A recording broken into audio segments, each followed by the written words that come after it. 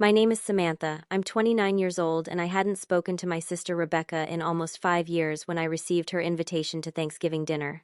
Walking into her in-law's mansion that evening, I expected the cold shoulder. Rebecca rolled her eyes the moment she spotted me. What I didn't expect was her mother-in-law Eleanor dropping her crystal glass when our eyes met across the room. "That's her," Eleanor whispered loud enough for everyone to hear. The entire room fell silent. I knew right then that this night would change everything between us forever. If you're watching this, I'd love to know where you're from. Drop a comment below and subscribe if you want to hear more stories about family secrets that change everything. Rebecca and I grew up in a modest middle-class neighborhood in Portland. Our house wasn't fancy, but it was comfortable enough with its faded blue siding and creaky porch swing. She was 4 years older than me, which seemed like an eternity when we were kids. Despite the age gap, we were close during our early years. We shared a bedroom with twin beds separated by a nightstand, and Rebecca would read me stories before bedtime. She taught me how to read when I was just 4, patiently helping me sound out words from her old picture books. Our personalities were different from the start. Rebecca was always the perfect child. She got straight, as without seeming to try, became dance team captain in high school, and was naturally popular with her sweet but calculated demeanor. I was the creative one, more independent, and according to our parents, difficult. I questioned everything, preferred art to math, and wasn't afraid to speak my mind even when it wasn't convenient. "Why can't you be more like your sister?" became the soundtrack of my childhood. Every report card, every parent-teacher conference, every family dinner with guests seemed to highlight the differences between us. Rebecca would sit primly at the table while I fidgeted. She would answer questions politely while I blurted out whatever was on my mind. The more our parents praised her, the more I retreated into my own world. The first real crack in our relationship happened at Rebecca's 16th birthday party. Her friends from the dance team were all there, and Mom had ordered a beautiful cake with a ballerina design. I was 12 and feeling ignored as usual. When I tried to help carry the cake to the table, I tripped on the carpet edge. The cake went flying, landing upside down on Rebecca's new white dress. The look she gave me wasn't just anger, it was pure hatred mixed with embarrassment. "You always ruin everything," she hissed as her friends stared. Mom cleaned her up. The party continued, but something had broken between us that day. High school pushed us further apart. Rebecca became increasingly conscious of status and appearance. She dated the quarterback, joined the right clubs, and carefully curated her friend group. I went through a phase of wearing all black, joined the school newspaper, and hung out with the theater kids. We existed in completely different social universes despite living in the same house. College transformed Rebecca even further. She attended an exclusive private university while I chose the state school with a strong journalism program. During her visits home, she spoke differently, dressed differently, even walked differently. It was like she was methodically erasing any trace of our middle-class upbringing. She became obsessed with appearances, talking endlessly about designer brands I'd never heard of and people whose family names apparently mattered. During her senior year, Rebecca met Andrew Wilson. His family owned a massive real estate development company with properties across the Northeast. Their second date was on his family's yacht. Their third was at a charity gala, where tables cost $10,000. Rebecca was smitten not just with Andrew, but with his entire world. As Rebecca ascended the social ladder, she systematically cut ties with anyone who didn't fit her new image. Childhood friends who hadn't gone to the right schools or didn't have the right jobs slowly disappeared from her life. I watched from a distance as my sister transformed herself into someone nearly unrecognizable. When I landed my first job at a small but respected investigative news outlet, Rebecca's response was cutting. "Journalism. Isn't that a dying field? Couldn't you have chosen something more prestigious?" She didn't even ask what I would be writing about or why I was passionate about it. The fact that it wasn't immediately impressive at cocktail parties was all that mattered to her. My last real attempt to connect with Rebecca was at her engagement party 3 years ago. Andrew's parents had rented out the top floor of an exclusive restaurant with views overlooking the city. I felt out of place among the wealthy guests, but made an effort with my nicest dress and a genuine smile. During the toasts, I was unexpectedly handed the microphone.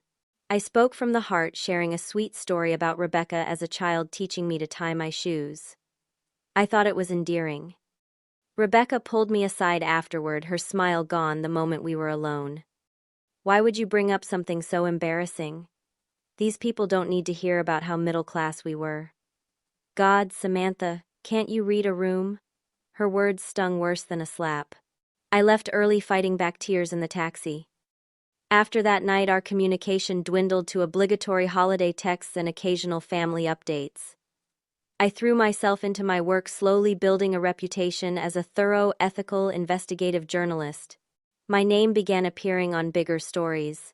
I received my first industry award, none of which I shared with Rebecca because I knew she wouldn't care. Meanwhile, Rebecca's Instagram showcased her picture-perfect life in Greenwich, Connecticut with Andrew. Their wedding had been featured in a society magazine. Their Tudor-style mansion appeared in a home design publication. Every photo was flawlessly staged, showing a life that seemed more like a luxury brand advertisement than reality. The sister I once shared a bedroom with now lived in a world that seemed completely inaccessible to me. The text from Rebecca came on a Tuesday morning in November.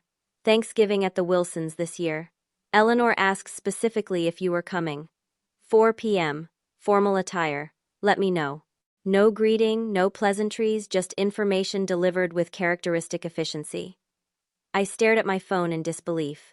After nearly 5 years of minimal contact, why was I suddenly being invited to the Wilson family Thanksgiving? My first instinct was to decline. The thought of spending an entire evening being subtly reminded of how I didn't fit into Rebecca's world was exhausting. But the mention that Eleanor had specifically asked about me piqued my curiosity. I'd never even met Andrew's mother. Why would she care if I attended? That evening, I called my best friend Heather for advice. We'd been roommates in college, and she'd witnessed the slow disintegration of my relationship with Rebecca firsthand. "It sounds like a nightmare waiting to happen," Heather said after I read her the text. "But maybe it's an opportunity for closure. You've been carrying this hurt around for years, Sam. Maybe seeing her in her natural habitat will help you finally accept that she's chosen this life and let go of the sister you used to have." Heather's perspective made sense.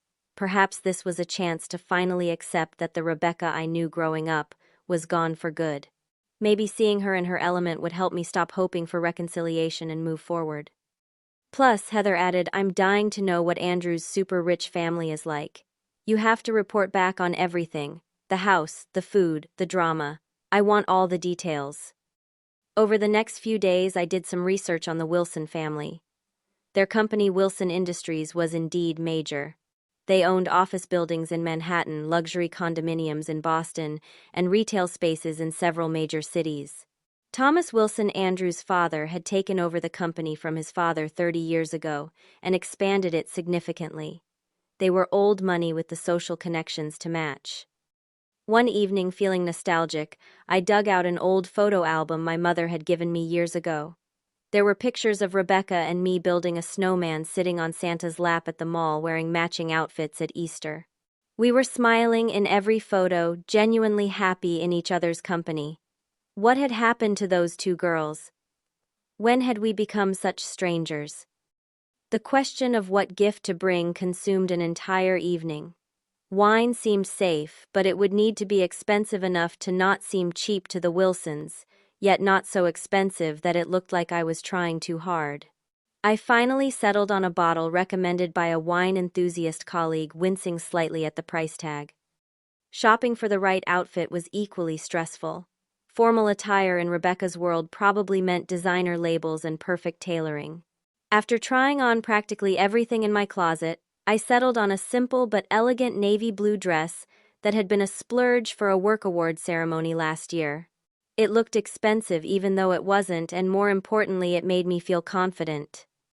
The day before Thanksgiving, I took the train from New York City to Greenwich. I'd moved to Brooklyn after college, drawn by the energy of the city and the proximity to major news outlets. The train ride gave me time to mentally prepare, rehearsing neutral conversation topics and practicing the polite smile I would maintain regardless of how Rebecca treated me. The anxiety that had been simmering all week reached a boiling point during the Uber ride from the station to the Wilson estate.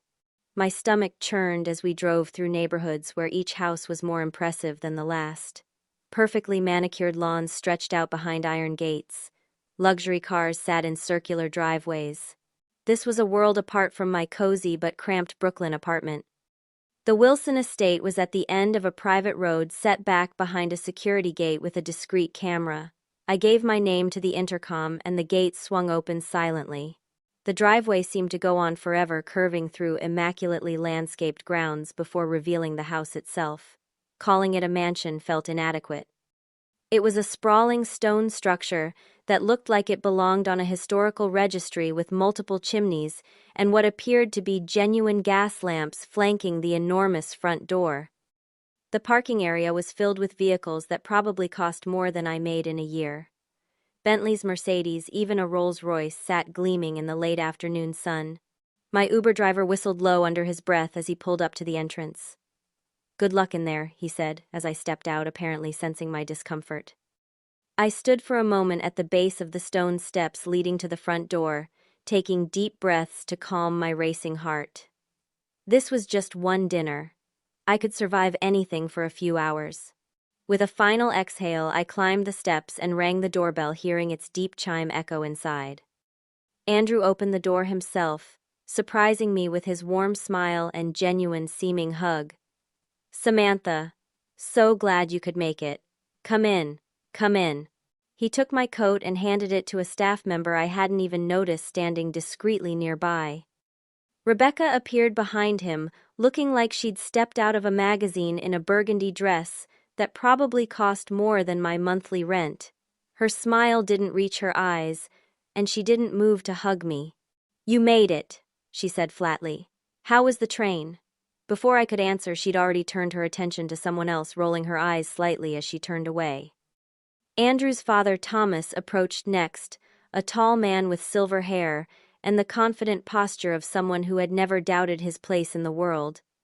His handshake was firm, but stiff. "Samantha, is it Rebecca's sister? Welcome to our home." His tone was polite but distant, as if speaking to one of his employees rather than a family member. The next few minutes were a blur of awkward small talk. Yes, the house was beautiful. No, I hadn't been to Greenwich before. Yes, I was still working in journalism. Andrew tried to keep the conversation flowing, asking thoughtful questions about my work and life in Brooklyn. Rebecca, meanwhile, had already abandoned me to greet some late-arriving guests, her laughter floating artificially from the next room. The interior of the Wilson home was even more impressive than its exterior. Crystal chandeliers hung from coffered ceilings. Marble floors gleamed beneath antique Persian rugs. The walls were adorned with artwork that looked museum quality, and every piece of furniture appeared to be an heirloom. I tried not to gawk as Andrew led me through to the main gathering area, a vast living room with floor-to-ceiling windows overlooking perfectly lit gardens. About 20 guests mingled around the room, everyone dressed impeccably. Women wore cocktail dresses with subtle but obviously expensive jewelry. Men in tailored suits clustered near a bar set up in one corner, their conversations punctuated by occasional bursts of practiced laughter. Despite my carefully chosen outfit, I immediately felt underdressed and out of place. Rebecca was holding court with two women near the fireplace. As I approached, I overheard her comment, "Yes, my sister finally made it. She found something appropriate to wear, thankfully." The women glanced at me with barely concealed assessment, their eyes traveling from my shoes to my hair. One whispered something to Rebecca that made her smile tightly. Retreating to the relative safety of the buffet table, I examined the elaborate spread of appetizers. Many were things I couldn't even identify, though everything was artfully arranged on silver platters. I selected what looked like a safe option, some kind of small pastry, and tried to appear comfortable standing alone. "You must be," Rebecca's sister said, a voice beside me. I turned to find an older woman with stylishly cut gray hair and kind eyes. "I'm Margaret Eleanor's sister. You girls look nothing alike. Do you?" "I take after our father's side," I explained, grateful for the conversation. "Rebecca favors our mother." "And what is it you do, dear?" Rebecca mentions so little about her family. I opened my mouth to answer, but Rebecca materialized as if summoned, placing a hand on Margaret's arm. Aunt Margaret, Charlotte was just asking about your new condo in Palm Beach. Why don't you come tell her all about it? With a practiced smile, she steered the older woman away, throwing me a warning glance over her shoulder. Left alone again, I was considering finding the restroom for a brief escape when Andrew appeared at my side with a glass of wine. Looks like you could use this, he said kindly. Sorry about Rebecca. She gets tense at these family gatherings. His apology surprised me. It was the first acknowledgement from anyone that Rebecca's behavior toward me was less than welcoming. It's fine, I said automatically. We haven't been close for years. I know, Andrew replied, his expression unreadable. She doesn't talk about you much, but when she does, he trailed off, seemingly thinking better of whatever he was about to say. As we stood in awkward silence, I overheard snippets of conversation from a nearby group. The black sheep sister, someone murmured, followed by a hushed laugh. I pretended not to hear, taking a large sip of wine. Rebecca drifted back into my orbit a few minutes later, this time with a tall woman in designer glasses. And this is my sister Samantha, she said, her tone suggesting she was completing an obligatory introduction. She has a cute little apartment in that part of Brooklyn. What do they call it, Bushwick? The way she said it made it sound like I lived in an abandoned warehouse rather than a perfectly nice neighborhood. I forced a smile. Williamsburg, actually. The rent is ridiculous, but I love being close to everything. Rebecca's friend looked at me with the vacant interest of someone making conversation at a dental office. How quaint. I don't think I've been to Brooklyn since college. Is it still so gritty? Before I could defend my beloved borough, I noticed an older woman watching me intently from across the room. She was elegantly dressed in a deep green gown, her silver hair swept up in a classic style. She leaned over to whisper something to Thomas Wilson, her eyes never leaving me. With a jolt, I realized this must be Eleanor, Rebecca's mother-in-law and our hostess. Rebecca continued showcasing her life to her friend, pulling out her phone to show off recent renovations to their vacation home in the Hamptons. The contractor was such a nightmare, but the infinity pool turned out perfectly, don't you think? She angled the screen so I could see, but not touch the $1,000 device. I tried to join a nearby conversation about a recent best-selling novel I'd actually read, but Rebecca smoothly interrupted. Samantha, doesn't have much time for reading, do you, sis? So busy with your little articles. The dismissive way she referenced my career stung, but I was saved from responding by the arrival of a friendly-looking man about Andrew's age. You must be the mysterious sister, he said, extending his hand. I'm Michael, Andrew's brother. He mentioned you were coming.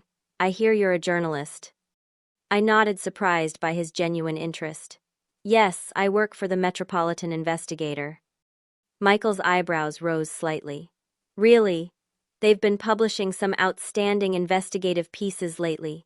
That series on corporate fraud was exceptional journalism. Before I could respond, Rebecca cut in. Dinner's being served in the dining room. Shall we? She practically dragged her friend away, throwing an unreadable look at Michael as she passed. The dining room was straight out of a period drama, with a table long enough to seat at least 30 people comfortably. Name cards marked each place setting, and I quickly scanned for mine, finding it at the far end of the table from where the Wilsons were clustered. Rebecca had clearly arranged to keep me as far from her new family as possible. I was making my way to my assigned seat when Eleanor's voice rang out. Oh, there seems to be a mistake with the seating. Samantha, dear, would you mind sitting here beside me?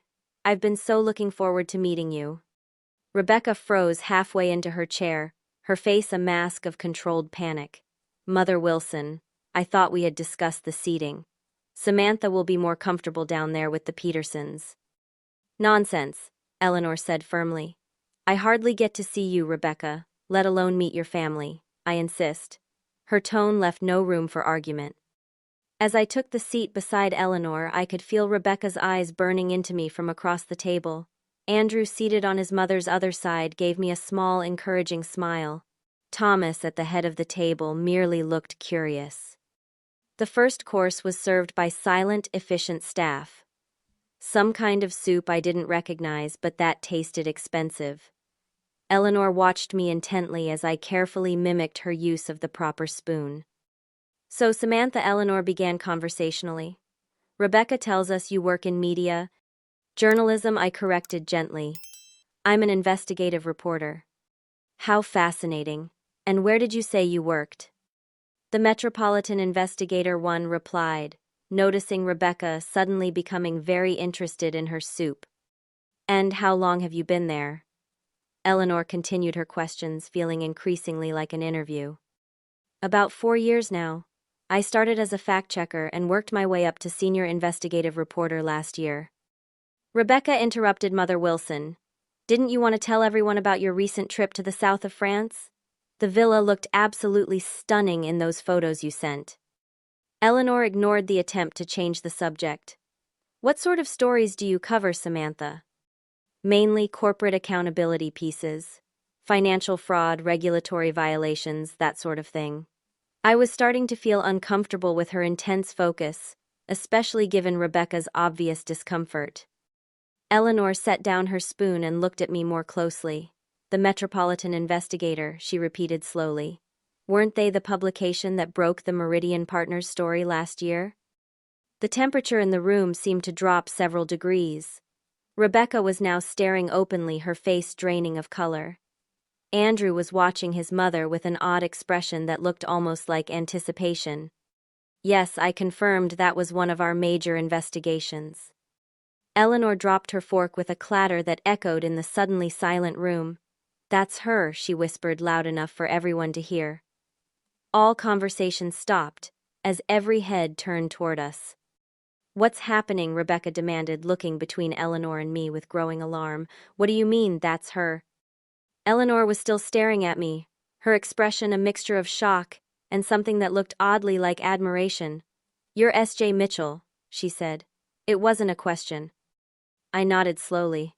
S.J. Mitchell was my byline, using my middle name Jane rather than my first name for professional purposes. Yes, that's me. Would someone please explain what's going on? Rebecca's voice had risen an octave, her perfect composure beginning to crack. Eleanor turned to address the table, though her eyes kept darting back to me in wonder. Your sister wrote the exposé that saved Wilson Industries last year. The silence that followed was absolute. Rebecca looked like someone had slapped her. Andrew was smiling openly now. Thomas leaned forward in his chair, studying me with new interest. I don't understand, Rebecca said weakly. Eleanor turned to me. Perhaps you could explain, dear. I'm not sure everyone is familiar with your work. I cleared my throat, suddenly aware that every person at the table was hanging on my next words. About 18 months ago, I began investigating a pattern of suspicious financial activities involving several East Coast development companies. It started as a typical corporate fraud story, but as I dug deeper, I realized there was a coordinated attempt to manipulate property values and stock prices. It was a 6-month investigation, Andrew added, surprising me with his knowledge of my work, one of the most comprehensive pieces of financial journalism in recent years. I continued finding my professional voice despite the surreal situation. What I uncovered was an elaborate scheme orchestrated by Meridian Partners to drive down the stock value of several competing real estate development companies, including Wilson Industries. They were planning a hostile takeover that would have essentially stripped the assets and left the companies bankrupt. Thomas Wilson spoke for the first time since dinner began. What Samantha is too modest to say is that her article not only exposed the scheme but provided enough evidence for the SEC to launch an investigation. Meridian's plans collapsed overnight. She quite literally saved our family business and hundreds of jobs. Rebecca's face had gone from shocked to embarrassed to something approaching horror. I never knew, she stammered. The article won the Carleton Prize for Investigative Journalism, Eleanor added. We've been trying to find out who S.J. Mitchell was for months to thank them personally. We had no idea it was Rebecca's sister. Andrew looked directly at Rebecca. I knew, he said quietly. I recognized Samantha's name when we got engaged. I tried to tell you several times how important her work had been to my family, but you always changed the subject. You told us your sister was struggling with her career, Eleanor said to Rebecca, her voice gentle but firm. You said she wasn't worth mentioning. The look of betrayal on Andrew's face made my heart ache despite everything. Rebecca seemed to shrink in her chair, the carefully constructed façade of her perfect life crumbling visibly. Thomas stood suddenly, raising his glass. I think this calls for a proper acknowledgement. To Samantha Mitchell, whose integrity and journalistic excellence saved not just our company but the livelihoods of hundreds of families, we are forever in your debt. Every guest except Rebecca rose, glasses lifted. To Samantha they echoed. Eleanor squeezed my hand under the table. Rebecca pushed back her chair abruptly. Excuse me, she murmured and fled the dining room.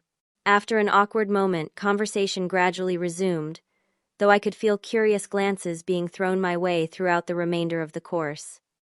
Andrew leaned across his mother to speak to me. I apologize for the drama, but I'm not sorry the truth is finally out.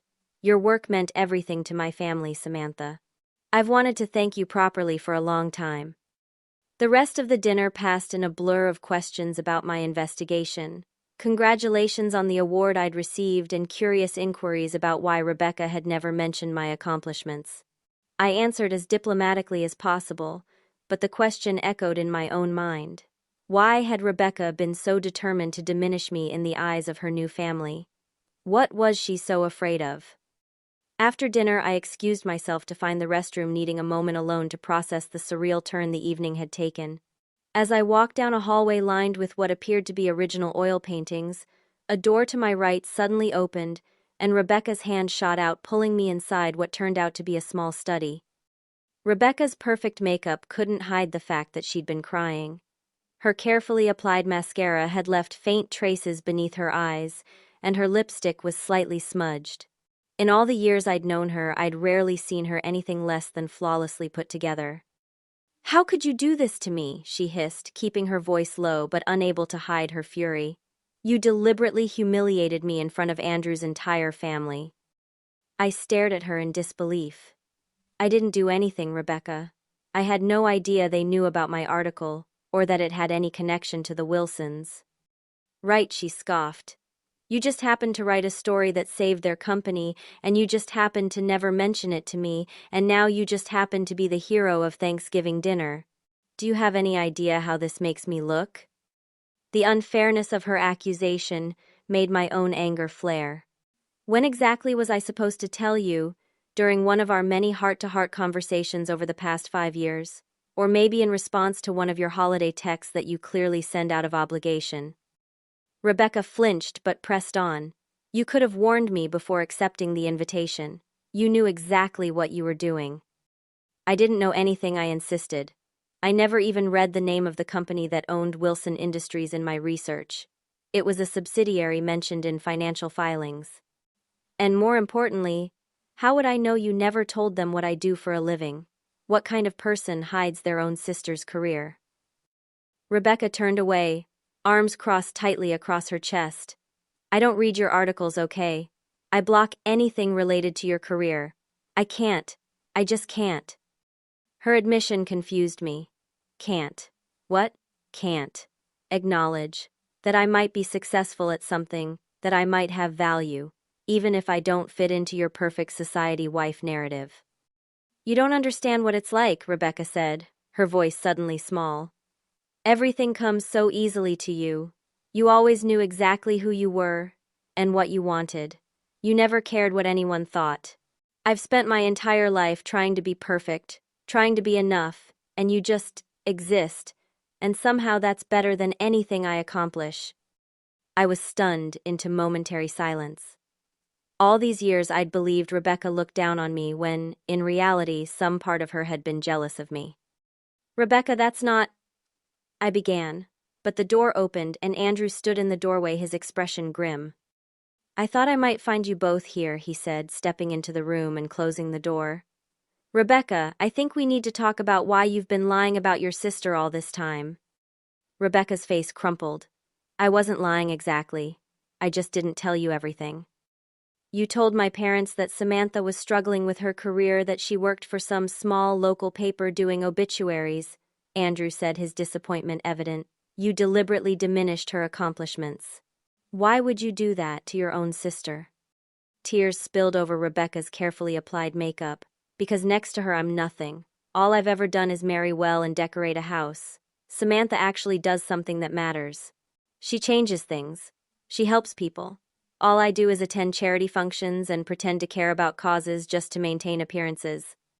The raw honesty in her voice struck me. For the first time in years, I was hearing the real Rebecca, not the carefully crafted society wife she'd become. Andrew's expression softened. "Beck, is that what you think? That you need to compete with your sister? That you're somehow less valuable because you chose a different path? Our marriage is falling apart and I'm terrified to tell anyone." Rebecca blurted out, then covered her mouth as if trying to take back the words. Andrew didn't look surprised, just sad. "We've been struggling," he admitted, glancing at me. "Rebecca feels pressure to maintain this perfect image all the time. It's exhausting for both of us. We rarely talk about anything real anymore." The door opened again and Eleanor stepped in. "I thought I heard voices. Is everything all right?"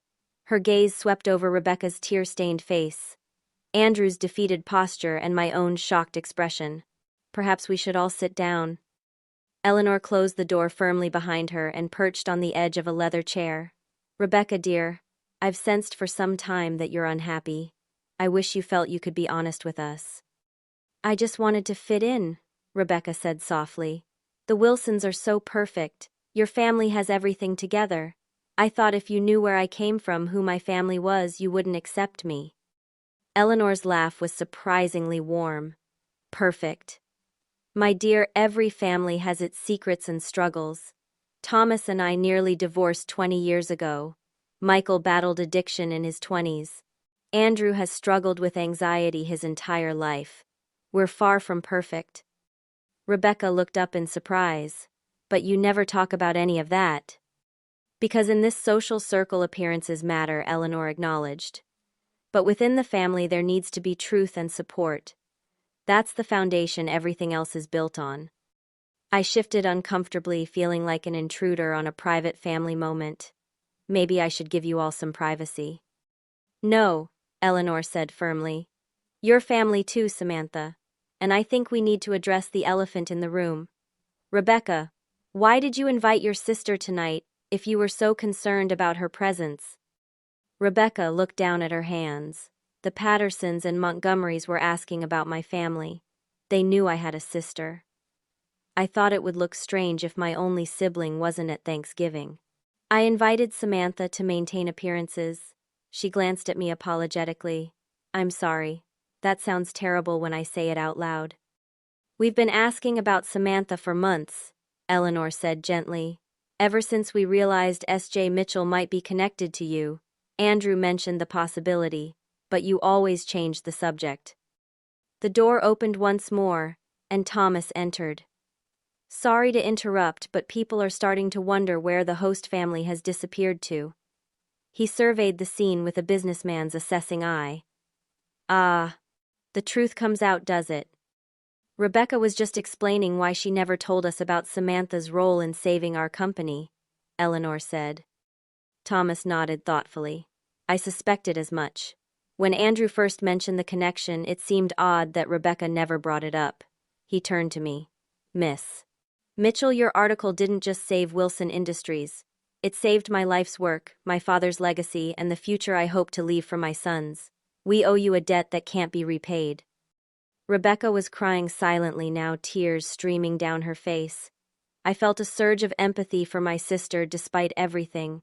All these years she'd been constructing a perfect facade while feeling inadequate inside. I recognized the feeling all too well. "We should rejoin our guests," Andrew suggested, checking his watch. "Dessert will be served soon." "One moment," Rebecca said, wiping her eyes carefully with a tissue Eleanor had provided. "Samantha, can I have a minute alone with you?" The others nodded and left discreetly, Thomas closing the door behind them with a soft click. Rebecca and I stood facing each other, two sisters who had become strangers, surrounded by the weight of years of misunderstandings and hurt. "I don't even know where to start," Rebecca said finally. "I've been horrible to you." "Why?" I asked simply. "What did I ever do except exist in a way that didn't match your idea of success?" Rebecca sank into a chair, suddenly looking exhausted. "You were always so authentic. Even as kids you knew who you were. You didn't care about fitting in or what people thought. I envied that freedom so much. I've spent my entire life trying to be what everyone else wanted me to be, and somewhere along the way I lost myself completely. I sat across from her, really seeing my sister clearly, for perhaps the first time in our adult lives. I always thought you looked down on me, that you were embarrassed by me. I was terrified of you, Rebecca admitted. Terrified that you would expose me as a fraud, that next to your real accomplishments everyone would see how hollow mine were. She looked up, her eyes red but sincere. I'm proud of you, Samantha. I always have been, even when I couldn't admit it to myself.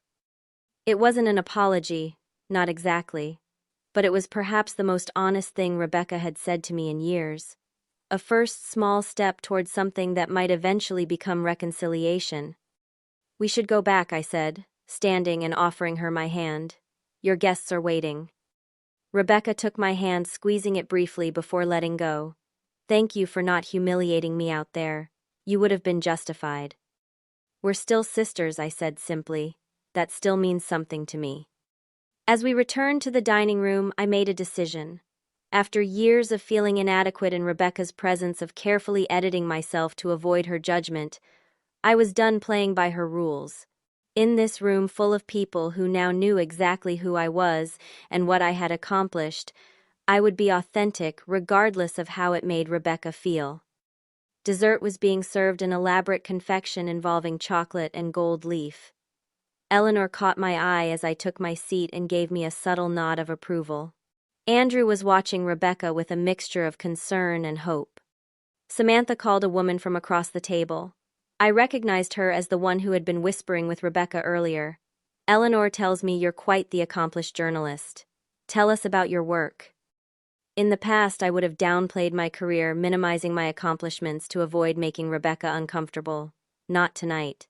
I spoke confidently about my recent investigations, my approach to research, and the importance of holding powerful interests accountable.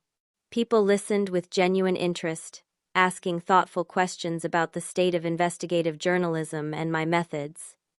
Rebecca sat quietly, occasionally glancing my way, but making no attempt to interrupt or redirect the conversation. Andrew encouraged me with nods and follow-up questions. Thomas looked increasingly impressed. You know, Eleanor said during a lull in the conversation, we've been wanting to do a feature article about the company's commitment to sustainable development. Thomas has implemented some innovative practices that are really changing the industry. Would you be interested in interviewing him for a piece, Samantha? The offer was generous and unexpected. That sounds fascinating, I replied honestly. I'd need to run it by my editor, of course, but I think there could be a compelling story there. Rebecca made a small noise that might have been an attempt to interject, then seemed to think better of it. I caught her eye across the table and saw a flash of the old Rebecca, the sister who used to be my best friend before appearances became her prison. There was hurt there, but also something like respect. The conversation flowed more naturally as the evening progressed. When Rebecca made a passive-aggressive comment about my sudden celebrity status, I didn't shrink away as I might have in the past. Not sudden at all, I said calmly. I've been building my career for years, Rebecca. Tonight is just the first time your friends are hearing about it. The gentle correction set a boundary without escalating the tension, and Rebecca actually flushed slightly, acknowledging the hit. Thomas raised his glass in another toast. To family revelations that bring unexpected blessings, he said, his eyes moving between Rebecca and me. And to many more Wilson family gatherings that include Samantha. You'll join us for Christmas, won't you? Eleanor asked warmly. We do a smaller gathering at the ski lodge in Vermont, much more intimate than this affair. Before I could respond, Rebecca surprised me. She has plans with our parents for Christmas, she said, then added. But perhaps New Year's. She glanced at me questioningly. An olive branch extended tentatively across the divide between us. As dessert concluded, Eleanor pulled out her phone to show me family photos, treating me like a long-lost relative rather than the estranged sister of her daughter-in-law. This is Andrew when he was 10, already serious about architecture. And here's Michael at his college graduation. Oh, and this is from our trip to Italy last summer. I caught Rebecca watching us, her expression unreadable. She was no longer the center of attention in her carefully curated social world, and I could see her struggling with the shift in dynamics. Yet there was something else there too, a subtle relaxation of the perfect posture she'd maintained all evening, as if some invisible burden had been partially lifted. During a brief moment alone, Eleanor spoke softly to me. "Thank you for how you're handling this, Samantha. Rebecca needs this wake-up call, though she may not realize it yet." "She's still my sister," I said simply. "And you're a better one than she deserves," Eleanor replied with surprising candor. As the evening progressed, I made a point of including Rebecca in conversations about our shared childhood, creating space for her to join in without pressure. Slowly, hesitantly, she began to participate, even laughing genuinely at a story I told about our disastrous attempt to make Christmas cookies when our parents were out. Andrew watched his wife with naked hope in his eyes. Several times I caught him reaching for her hand under the table, a gesture of support she seemed surprised, but grateful to receive. As guests began to say their goodbyes, many exchanged contact information with me, expressing interest in keeping in touch. The woman who had earlier dismissed Brooklyn as gritty now wanted recommendations for restaurants in Williamsburg. Michael invited me to a gallery opening for a mutual friend. The social world Rebecca had so carefully kept me excluded from was suddenly opening to me on my own terms. As the gathering dwindled to just family, I decided to address the elephant in the room. Raising my glass, I said, "To unexpected reunions and new beginnings.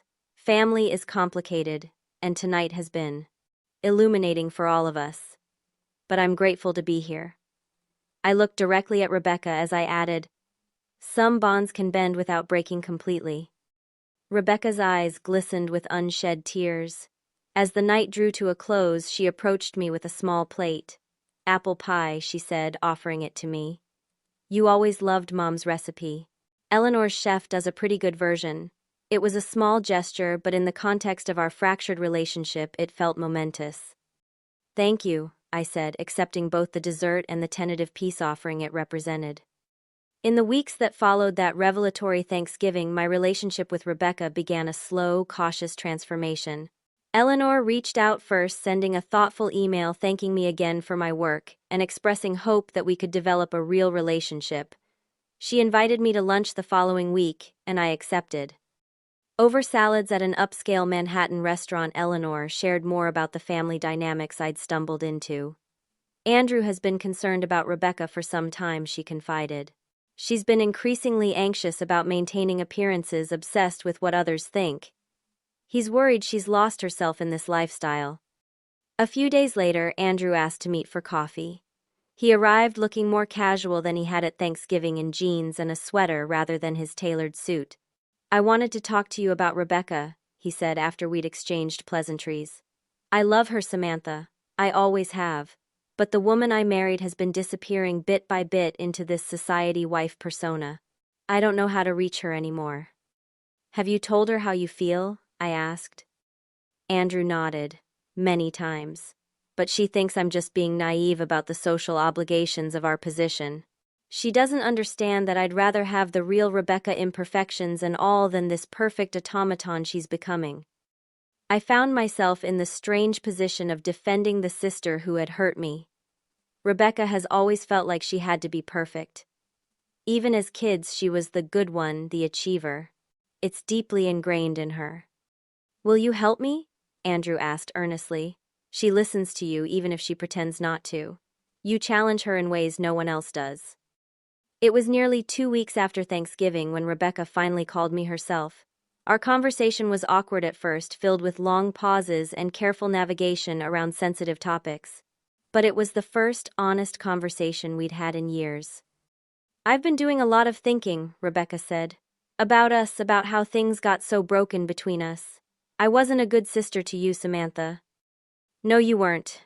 I agreed not to be cruel, but because we needed truth between us if anything was going to change." "I'd like to try to do better," she said quietly.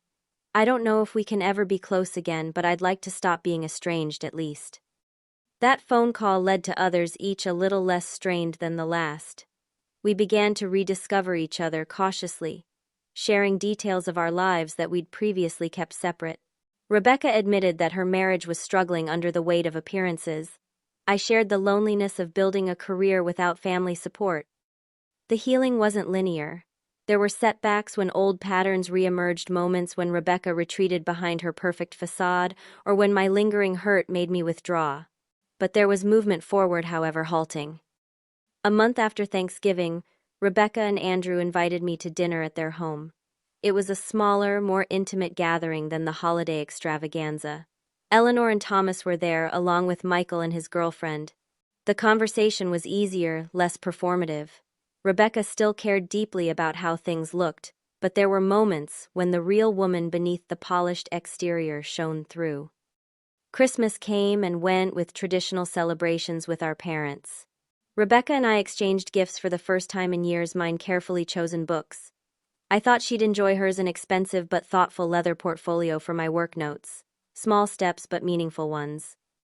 Eleanor became an unexpected mentor and friend to me. Her social position and business connections opened doors for my journalism, but it was her wisdom about family relationships that proved most valuable. Healing takes time, she told me over lunch one day. Rebecca has built walls around herself for protection. It will take patience to help her feel safe enough to lower them. In January, Rebecca finally visited my Brooklyn apartment. She tried to hide her initial reaction to its modest size and simple furnishings, but I caught the flash of surprise in her eyes.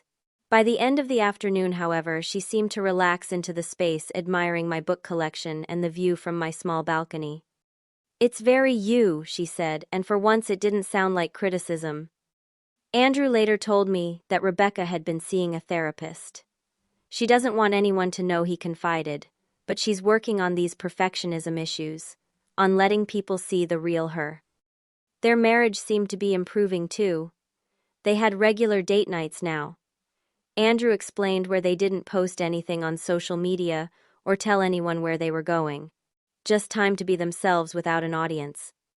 When spring arrived, Rebecca suggested something that shocked me. "Would you want to do a sisters' weekend sometime? Just you and me, maybe at a spa or something?" The idea of spending an entire weekend alone with Rebecca would have seemed impossible 6 months earlier. Now it felt like a natural next step in our healing journey. A year after that fateful Thanksgiving, we gathered again at the Wilson estate. The differences were subtle but profound. Rebecca still cared about appearances, but she laughed more easily now, was more present in conversations. She introduced me proudly to guests who hadn't met me before, actually talking about my work with genuine pride. After dinner, Eleanor pulled me aside. "What a difference a year makes," she said, watching Rebecca and Andrew slow dancing in the corner of the room. "You know, I've always believed that truth has a way of surfacing eventually, sometimes painfully, but always necessarily." As the evening wound down, Rebecca found me on the terrace gazing at the stars. "Remember when we used to lie on the trampoline in the backyard and look at the night sky?" she asked, coming to stand beside me. "You taught me all the constellations," I recalled. "You knew every single one." "I've been thinking," Rebecca said, after a comfortable silence. "Maybe we could plan that trip we've been talking about. Just the two of us. No husbands, no social media, no pretenses." "I'd like that," I said honestly. Rebecca turned to me, her expression more open than I'd seen it in years. "That night last year really did change everything, didn't it?" "For the better, I think," I replied. "Definitely for the better," she agreed, linking her arm through mine, in a gesture that felt both new and familiar, like finding a beloved childhood toy long thought lost. The journey of healing between Rebecca and me is still ongoing. There are still moments of tension, old hurts that resurface unexpectedly. But the wall that stood between us for so many years has crumbled enough to let light through, and in that light we're finding our way back to being sisters again, not just by blood but by choice. That Thanksgiving night taught me that sometimes the most painful revelations can lead to the most necessary healing. That authenticity, however difficult, is always more powerful than perfection. And that family bonds, even when stretched thin by years of misunderstanding, have a remarkable capacity for resilience. What about you? Have you ever had a moment of truth that changed a relationship forever? I'd love to hear your stories in the comments below. Don't forget to like this video if it resonated with you. Subscribe for more real-life stories and share with someone who might need to hear that healing is possible even after years of hurt. Thank you for listening to my story. And remember that sometimes the most beautiful transformations begin with the most uncomfortable truths.